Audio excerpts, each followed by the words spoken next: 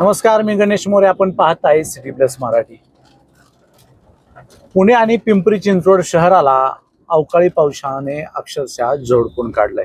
आपण जर पाहिलं तर हे जे दृश्य आहे ते पुणे शहरातलं आहे आणि रोडवरती पाणी साठलेलं दिसतंय आपल्याला. मुसळधार पावसाने या शहरात हजेरी लावली, त्यामुळं रोडवरती ये जा करणाऱ्या नागरिकांना मात्र या पावसाचा फटका बसला आणि त्यामुळं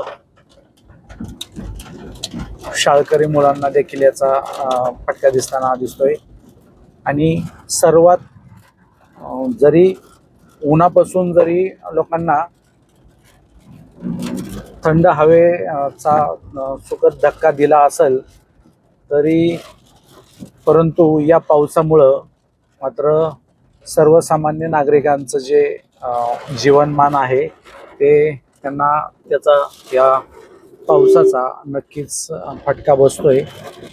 या पावसामुळं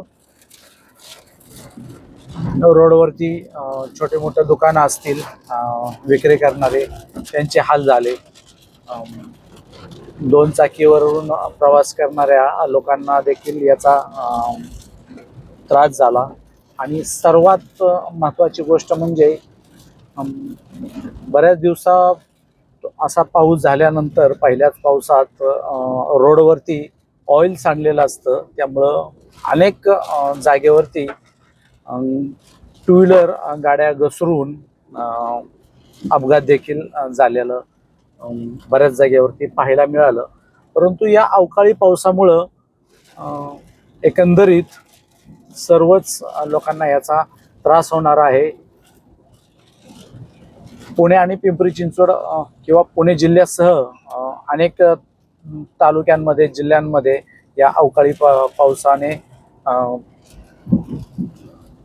खूप मोठं बागायत पिकांचं देखील नुकसान झालंय.